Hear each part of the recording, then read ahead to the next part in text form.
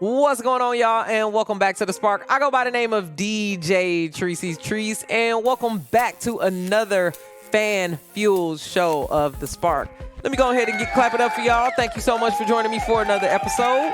Again, man, I've been having a lot of wins with talking about basketball and things that have been happening specifically about the Sparks, y'all. This past week, I got my media pass. So I've been working with Infinity TV. Y'all, I promote myself on the breaks, telling y'all to come check me out on that YouTube channel on Fridays. But also now, after every single Sparks games, even the away games, I will be doing a post-game show on the LA Sparks Weekly show. It doesn't have its own YouTube channel. It's still on that Infinity TV channel, but it does have its own Instagram. So I am going to drop that description down below. I really want you to follow the LA Sparks Weekly page. Some of the players even follow us. The LA Sparks follow us. Well, the LA Sparks follow me. Hope y'all are listening. But still, we're getting more involved. I'm doing more things that are basketball. And even though it's not looking that good for the Sparks right now, there's still a lot of exciting things that are happening. So this podcast, before I even start, I'm not going to harp on the fact that the Sparks are on a losing streak. It's no secret that we dropped 5 in a row, but we have been experiencing a great amount of hardship. So much hardship. There hasn't been any amount of other hardship, I think, in the WNBA other than probably the Chicago Sky or something like that, with just so many great players being out with injuries, right? We got Laisha Clarendon, who's out with a torn plantar fasciitis. Lexi Brown, who was out with a non-COVID illness, but Lexi was back. And Fredo Cervantes got a great video of her in the huddle just dancing and feeling the team vibes. I am so glad. I have never been so excited to see people in plain clothes. I mean, her and Shanae sitting next to each other on the bench. I'm like, thank goodness for cute outfits. To be honest, it just feels good to see the team getting back together, even though people are on the bench, right? The last couple games have been pretty tough to watch. I mean, we went down to 7 active players because of injury, with De'Erica Hamby going down in the last game. I think she has an ankle injury. I haven't heard much more from that. And we actually had a chance to ask the coach, Kurt Miller, about De'Erica, and he didn't even have any more information. He was basically saying that she just needed to get an x-ray and they would have more information. I'm guessing that De'Erica will be out, but I've been following Lexi on Instagram, and it's looking like she just posted a post that said worth the wait. There's a game tomorrow, which is Wednesday. I'm shooting this on a Tuesday, and it'll be going up on my channel tonight. So we've had a great weekend. I mean, if we can slowly start to put the pieces back together, that'll be wonderful. But I do want to give a major shout out to Azurá Stevens, man.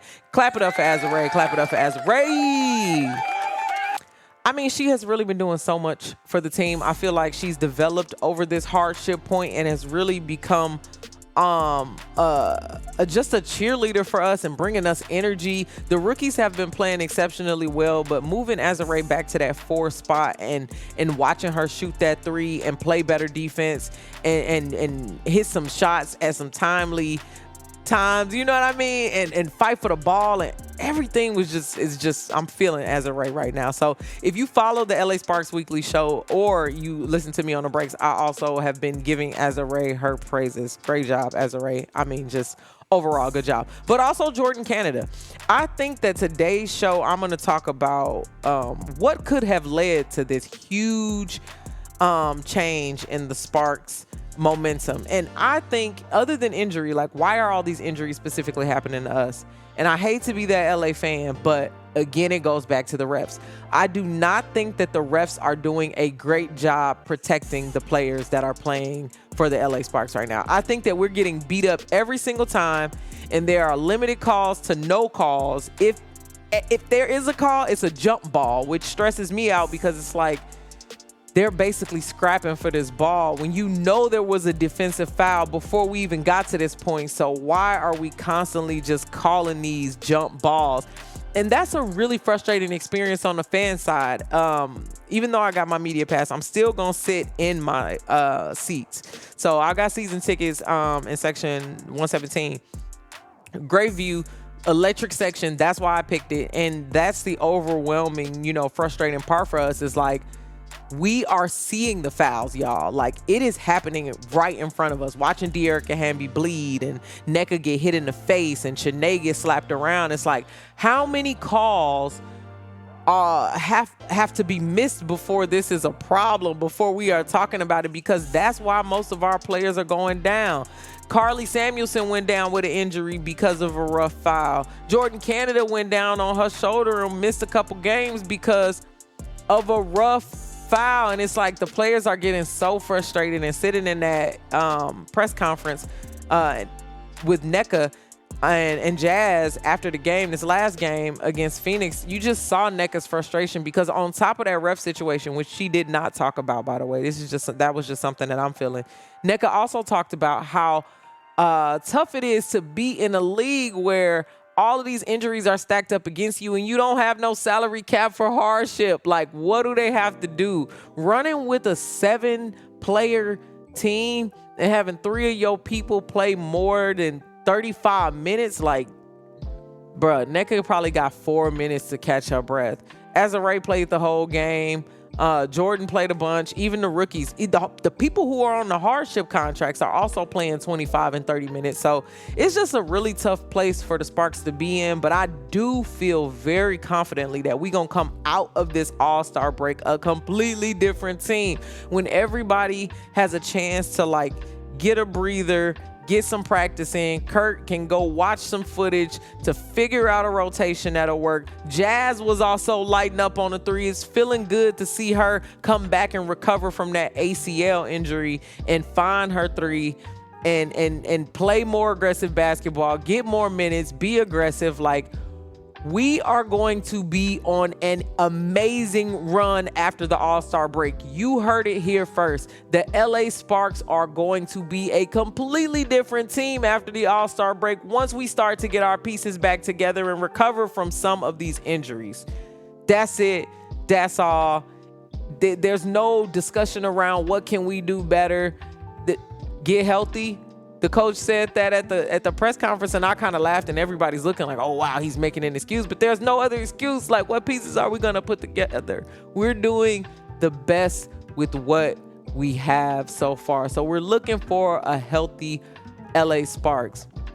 I talked about the refs. I talked about Nneka being frustrated during the press conferences. But I also want to tell y'all what it's like to be at the press conferences, because this is a fan commentary podcast. I made it very clear when I set my intentions out for this podcast. Is like, I want to give you the behind the scenes on what it's like to be a Sparks fan every single game, every single week. I try to recap the experience, what the home game was like, throw some footage in there, just so you kind of know, you know what I mean? Like, I'm dedicating myself to watching the games, to being a part of it, and now even one step further, being on court after the games, y'all, is an absolute amazing feeling. I think I'm gonna do some pregame, some halftime, and some postgame. I'm not sure. I might even be able to get into we're playing the Las Vegas Aces here tomorrow on Wednesday. I might even be able to get into their press conference. It's amazing to be able to talk to the players, ask them questions. I got a couple clips of like Jazz Thomas smiling. Everybody's face is just like lighting up when I ask a question. So it just feels good to be able to participate at the level that I'm participating at, and to be talking about basketball more and more and more on the internet. So I really appreciate y'all for coming to this podcast, and I try to keep it under 10 minutes, you know, just a nice tight kind of update. But I am also going to be releasing more stuff on my channel, and I'm going to have a subscription coming up soon here where you can follow all of my sports takes. If you follow me on Instagram at DJ Tricey Treece, DJ TRICEY, you will see I talk about all different kinds of things. I'm talking about the NBA Summer League right now. I'm talking about the trades. So if you want to see all of my footage in one place, that's where that membership will be. It's not completely developed yet, but I'll let you know, and it'll always be in the description. I'll go back and add it to the old ones even then. So I appreciate every listen, every look, because as I'm growing with the LA Sparks coverage and becoming more of an LA fan, it's fun to just hear what y'all saying. You know, it was a lady on Instagram this past week who called me a traitor because I said it looked like the Las Vegas Aces were going to have a back-to-back championship. And I hope you never feel that way. I'm literally watching all of the WNBA games. I'm taking in what I see. And it's like, I'm not discounting or discrediting our team. I'm just being real about where we are. You know, the NBA season was crazy. Jokic was dominating the whole season. And I talked a lot about the Lakers, and I didn't really have that whole league talk. And what I want to do is just open up and allow you to see all of my takes, because I'm watching the opponent before we play them, so I can know that Kelsey Plum scored 40 in the last game. Yikes. If we're playing Kelsey Plum tomorrow, we need to make sure we lock her down. But how do you lock her down and Candace Parker down and Asia Wilson down? So I can talk about all of those things. So if you hear me or see me on the internet talking about another team, it's not because I'm betraying Los Angeles. Come on, be for real. I got the rings on my sleeves, y'all. Quit playing. It's just the fact that I want you to have a full, well-rounded idea of what my take is about. And of course, I'm just talking shit about basketball at the end of the day. So a lot of my stuff is funny. I'm using, comical pop culture things. So thank y'all for indulging me. Let me know if you enjoying what you see in the comments. And also let me know what you think about the LA Sparks right now. What you think we can rally around. Not that we can do better, of course, because again, we're just injured, but let's start some Sparks chatter below. You never know who's watching, and if you're looking for a community, I'm here for you for that. So thank you for tuning in to this episode of The Spark. Like, share, subscribe, and I will check you out next week with a brand new episode and maybe some press conference footage if I can get the right to put that in this podcast. So just keep it locked. You never know. Dreams do come true. Talk to y'all soon. DJ Treacy Trees, y'all.